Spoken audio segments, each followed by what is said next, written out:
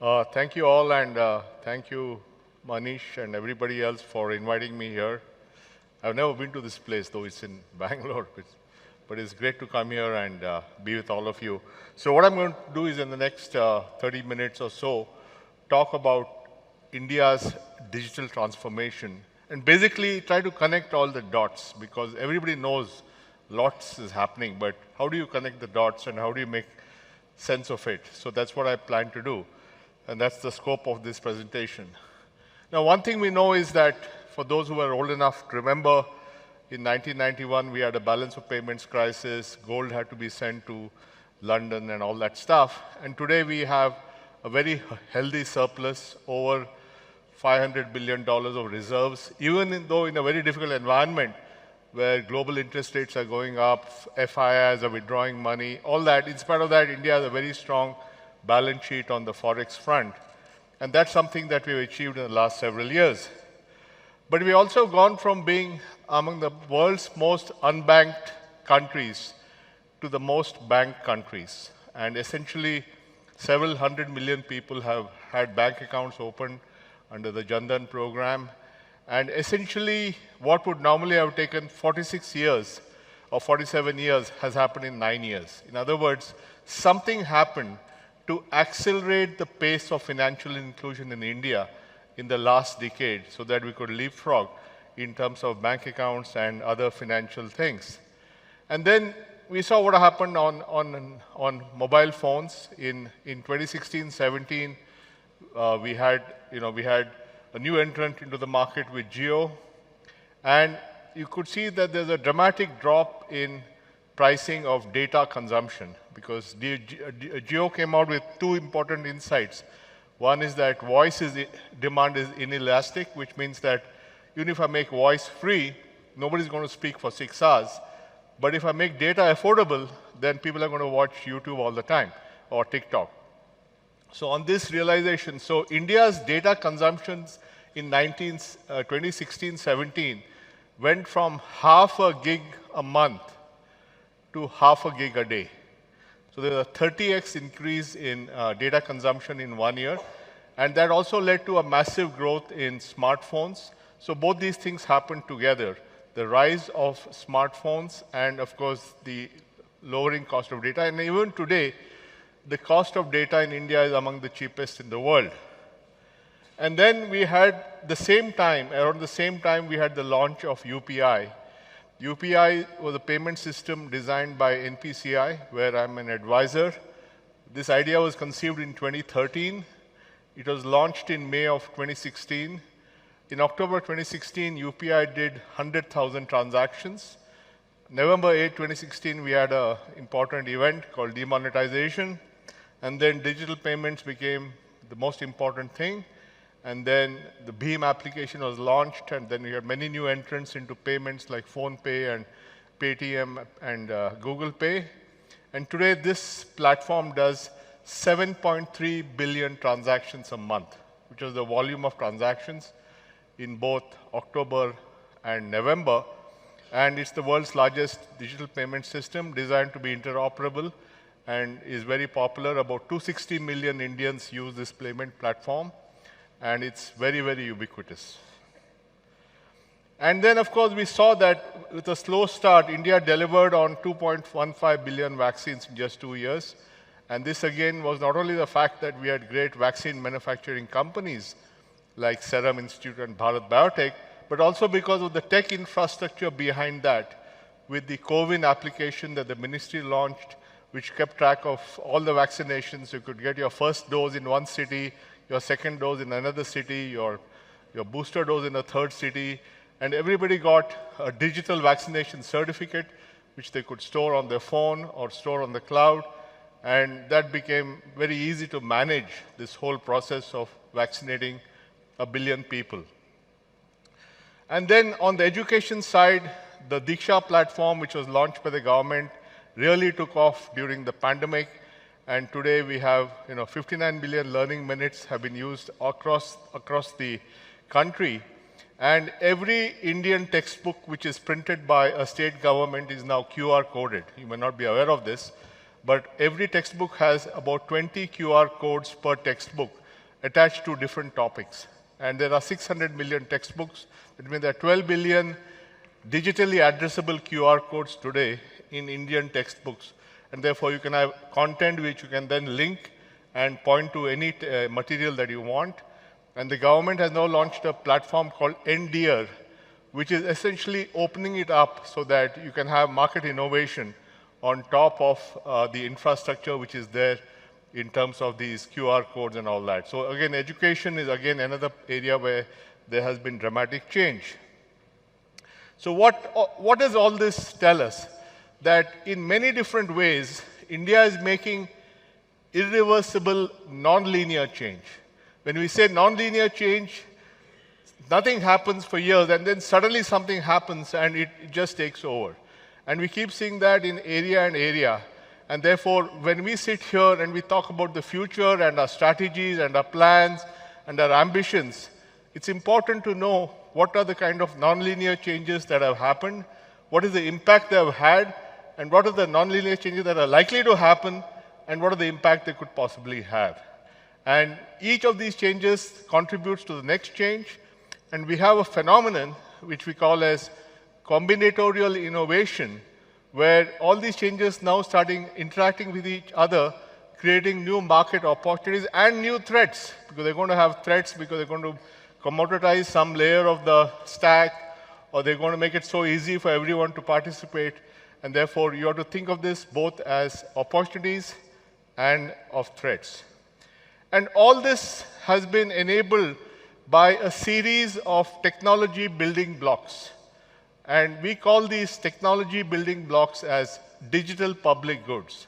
In other words, these are essentially enabled or provided by the government and enabled so that everybody can use it. They're universal in nature, they're low cost, they're open architecture, and so on. And when you think about it, the original internet and the original GPS were the first example of digital public goods, because these are actually platforms built by government, in that case the US government, and only 20 years after they were built, they were opened up for private innovation. So we think of this as nothing but extending that same philosophy, that the government or government partners should enable some fundamental digital rails or public goods on which you can innovate. And that's the whole philosophy. Now, what is this doing? Fundamentally, you are going through a massive upgrade. Think of it as a massive upgrade, like when you upgrade from DOS to Windows or something like that.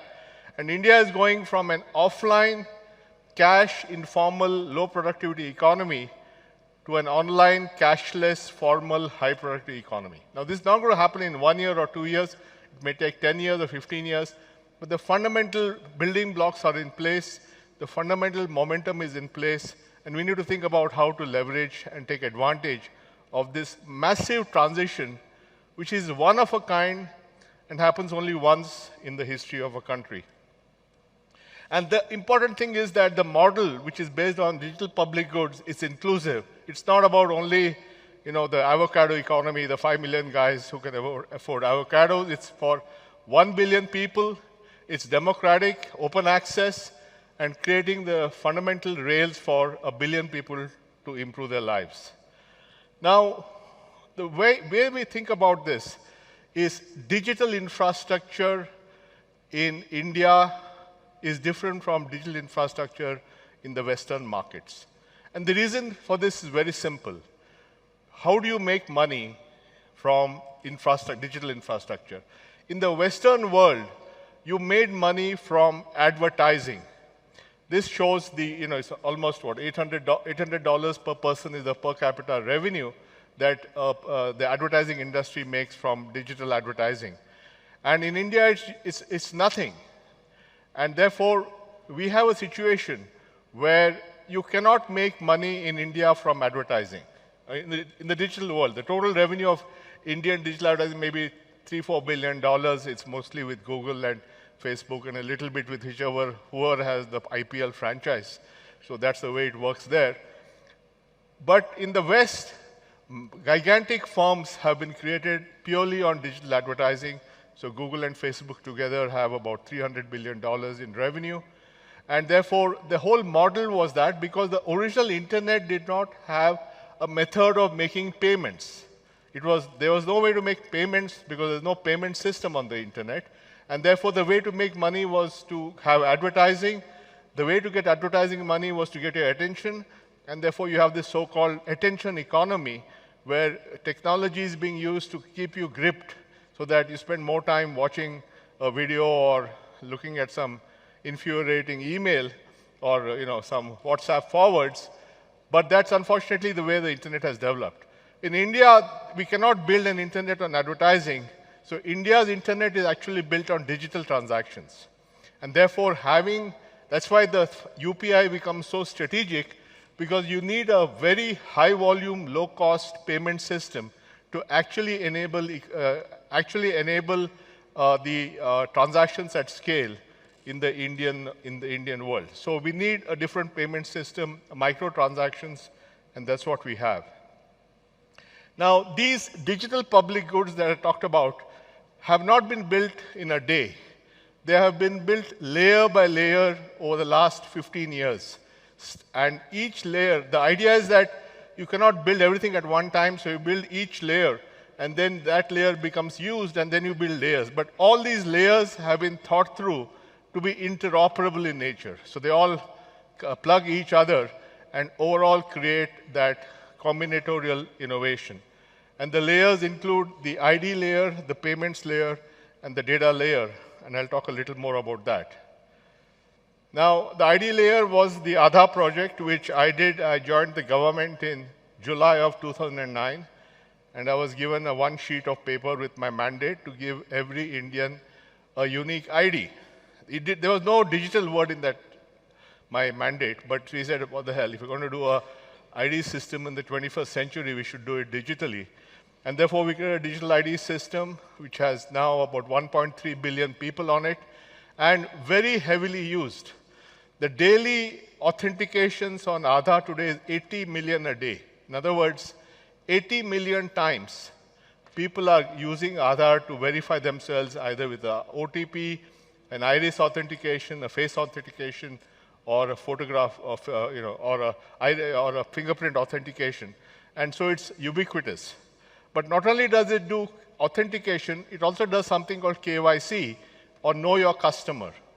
And you can essentially, over the years, Aadhaar was made acceptable as a way to open a bank account, get a mobile connection, buy an insurance policy, buy a mutual fund, buy a pension.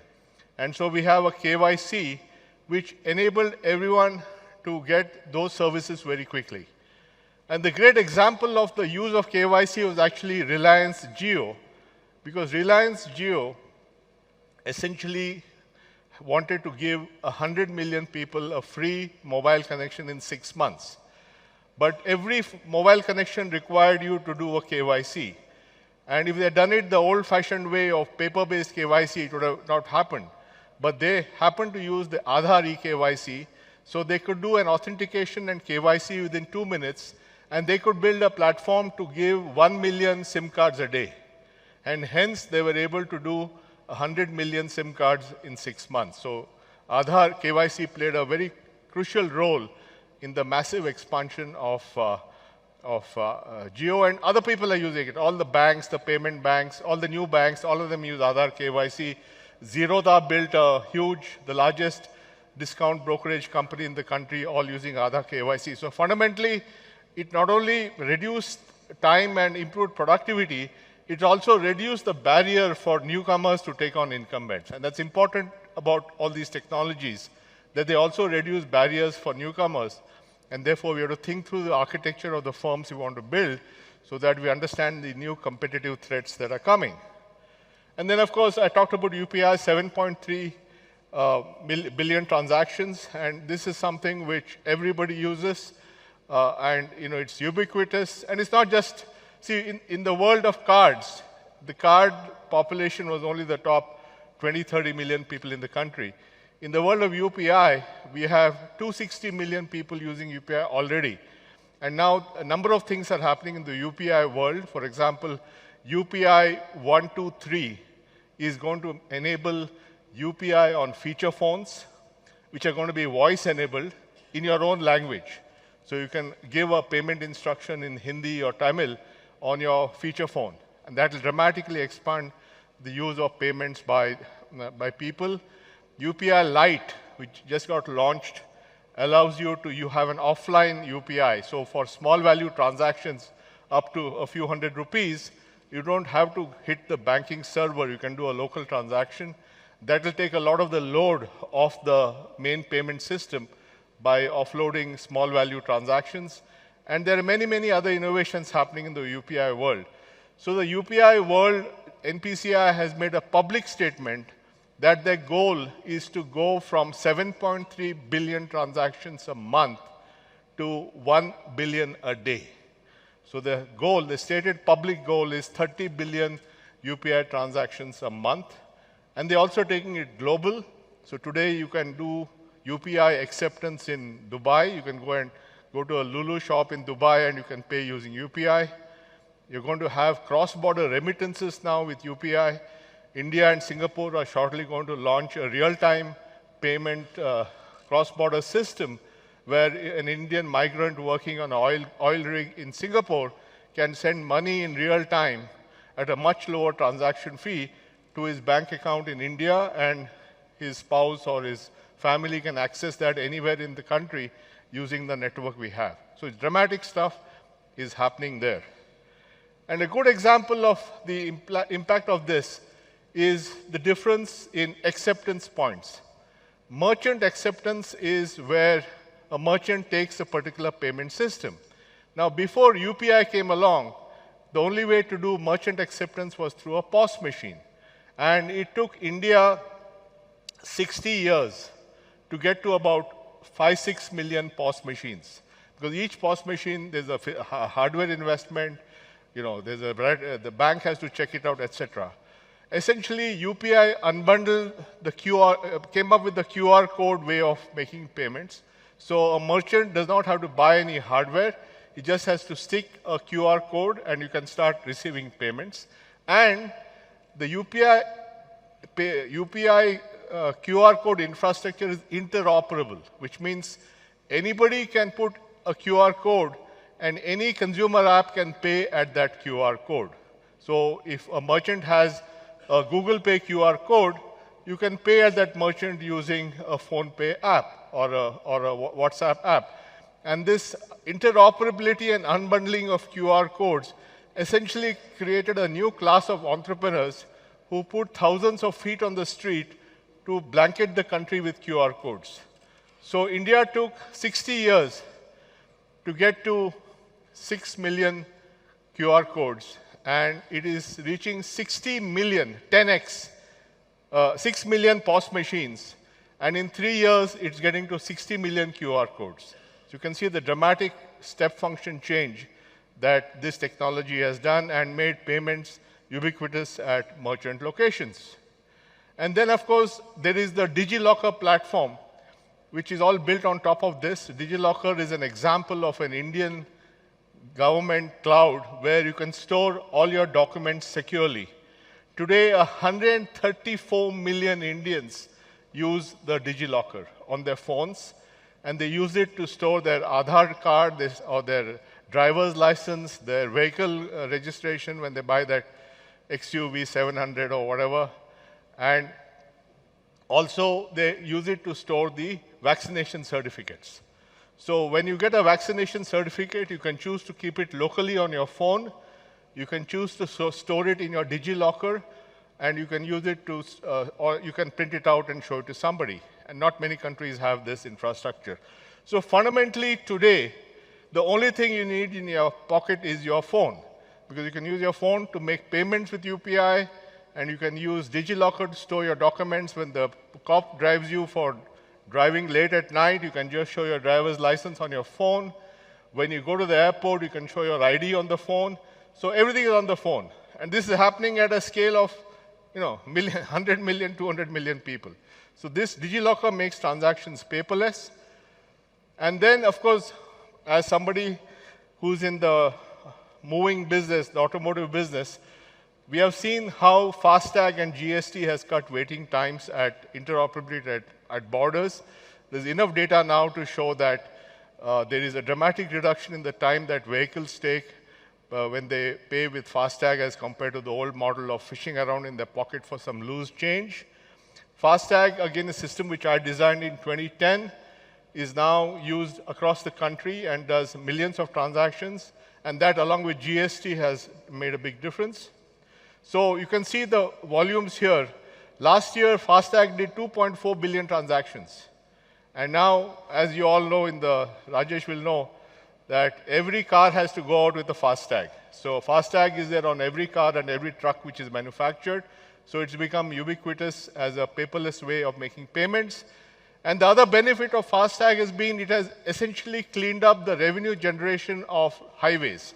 Because you no longer, in the old model, when you took cash, you didn't know how much of the cash actually reached how much cash was being siphoned off.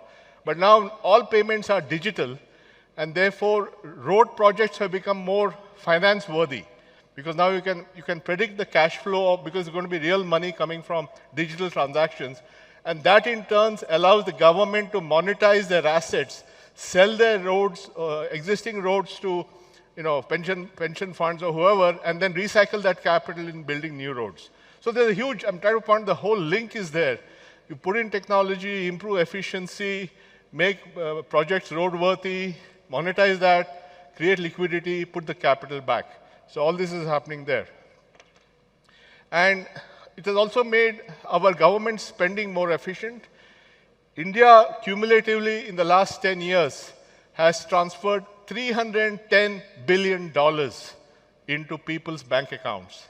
And particularly during the pandemic, hundreds of millions of people got money as emergency money because of they had lost jobs, they had gone back to the villages.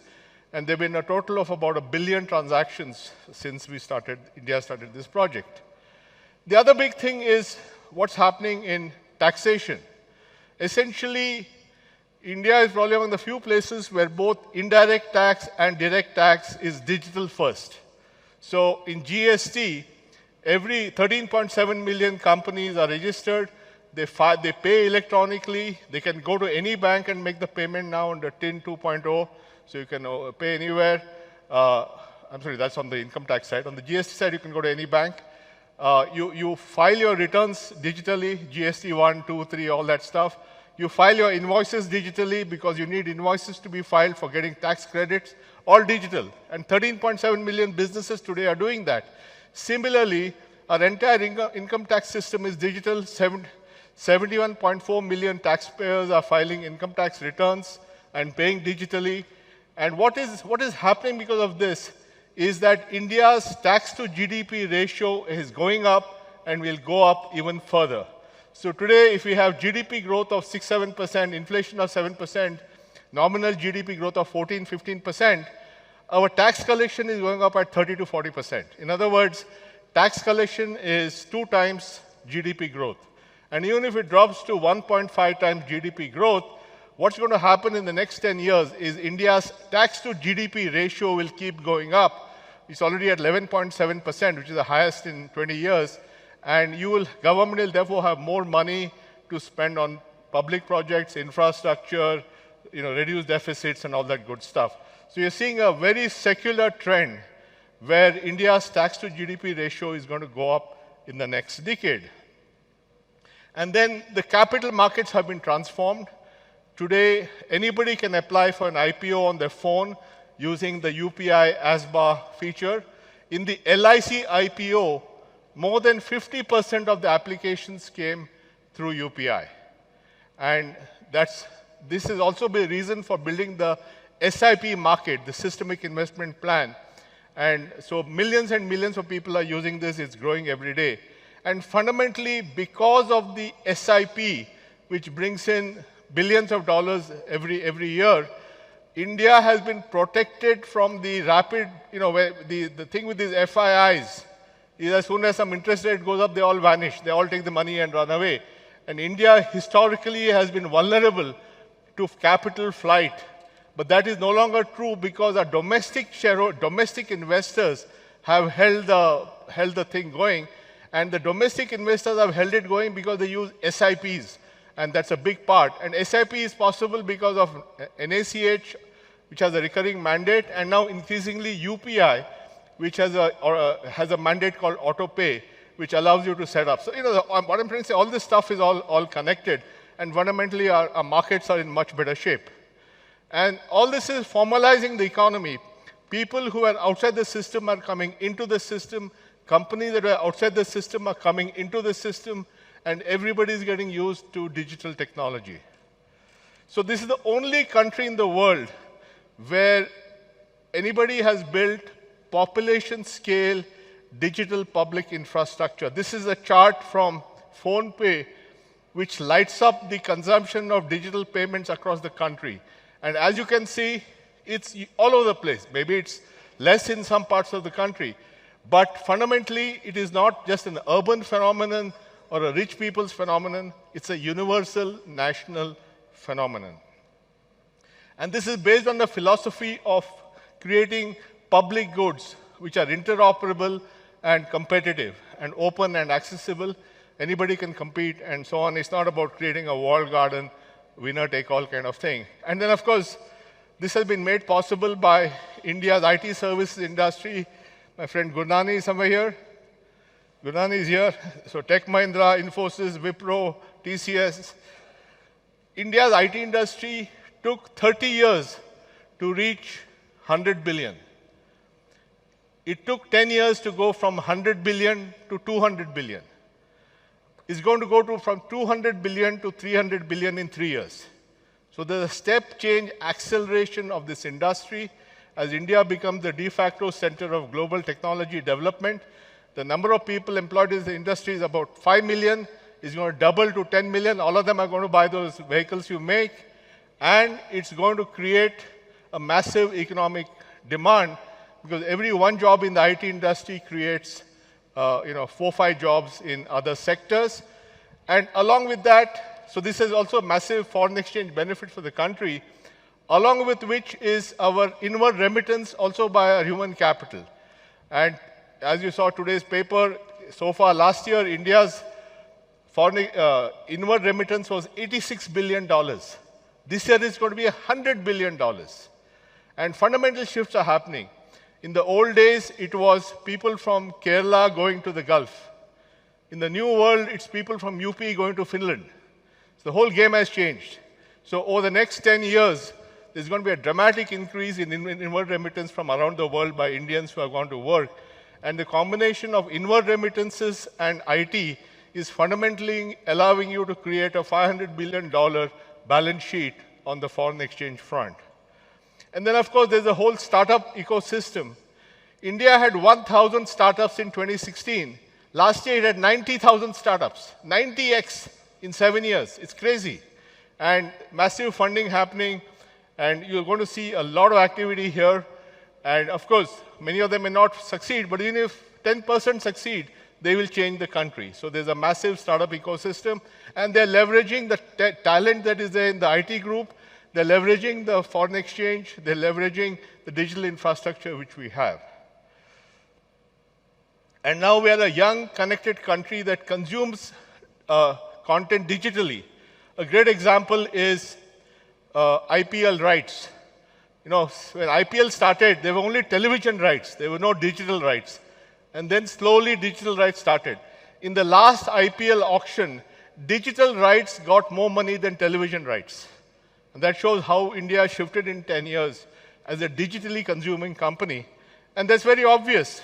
In 2016, not very far back, guys used to huddle in some TV shop and watch cricket.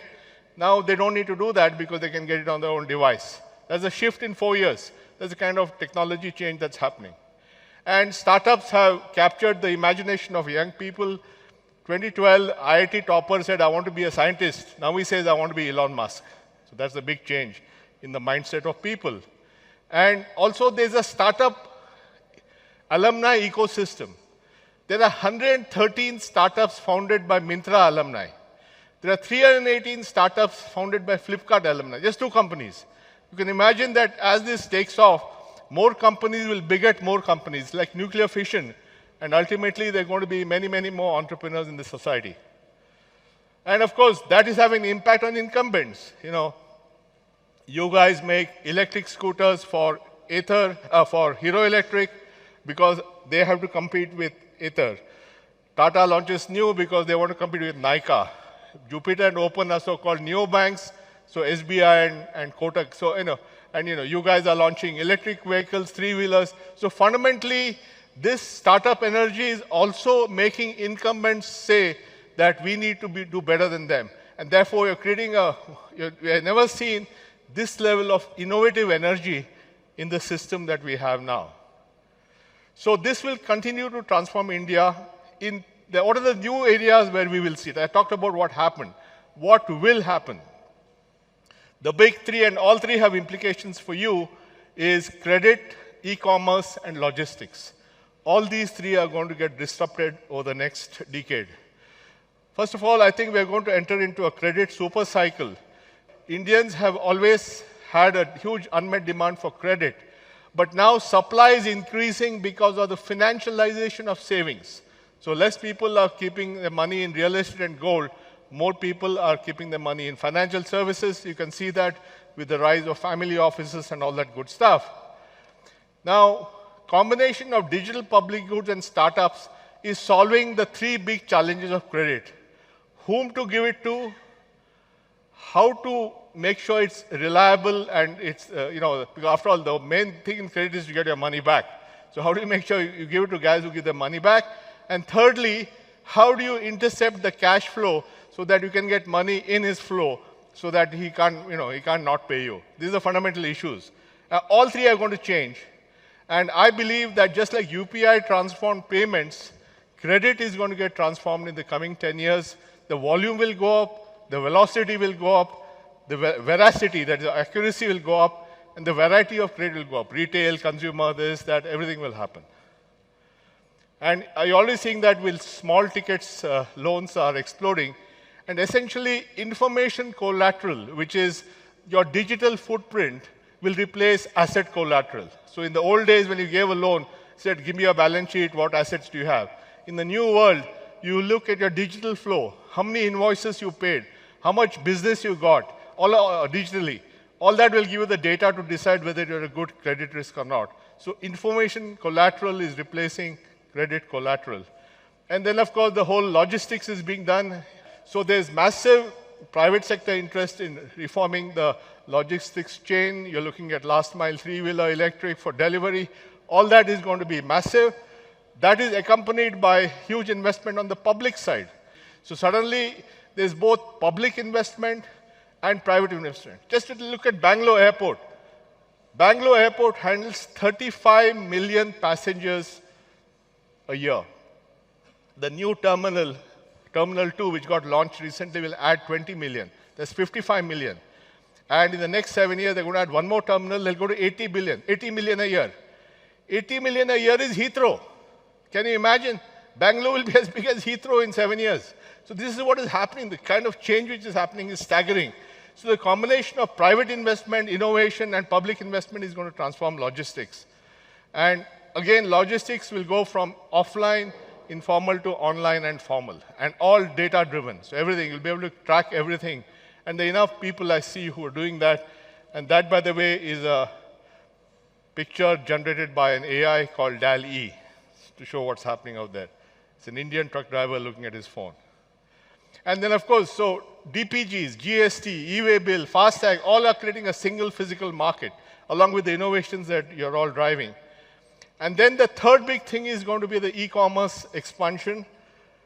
And here again, just like I talked about digital public goods as opening it up, we are essentially the thing called ONDC, which is going to open up e-commerce and allow everyone to participate. And fundamentally, e-commerce is going to be far more inclusive, and it'll bring millions of small retailers into commerce. So what ONDC is doing is converting all commerce into e-commerce.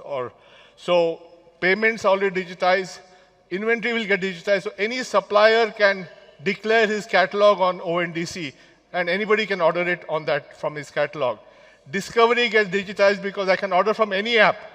I can use a PhonePe app, I can use your app, and order something. And logistics will be a service. So I'll get one of your companies to have it delivered to me. So the unbundling of e-commerce, which is again a unique Indian phenomenon, will completely turn things upside down in the world of commerce. And then today in the world of commerce, there are very strong linkages between wholesalers, retailers, distributors, because they give credit. So as a wholesaler is as much a lender as a supplier of things, and therefore the bonds are very tight. But once we unbundle credit and everybody in the value chain can get access to affordable credit from formal systems, then it no longer depends on credit from the wholesaler. And so the whole supply chain is going to get untangled in the years to come. So what we saw in the digital world was Google plus Facebook, ads, Stripe, Amazon Web Services, all enabled you to start a digital company because you just had to use a credit card and you were good to go. India will see credit plus ONDC plus UPI plus logistics providing a full stack for selling physical products. Because what I can sell can be put on my ONDC. If anybody can order it and some logistics guy can deliver it and I can pay it, what's left? So fundamentally, the way we think about products, about brands, all that is going to change in the coming years.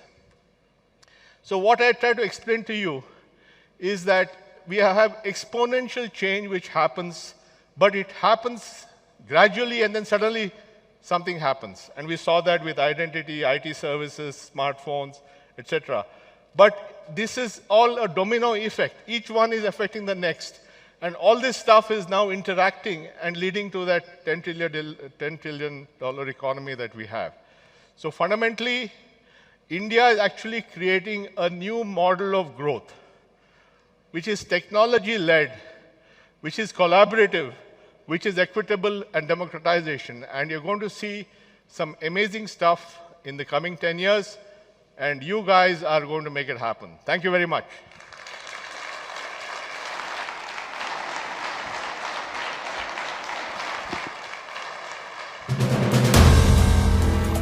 If you like the video, do like, comment, share and subscribe.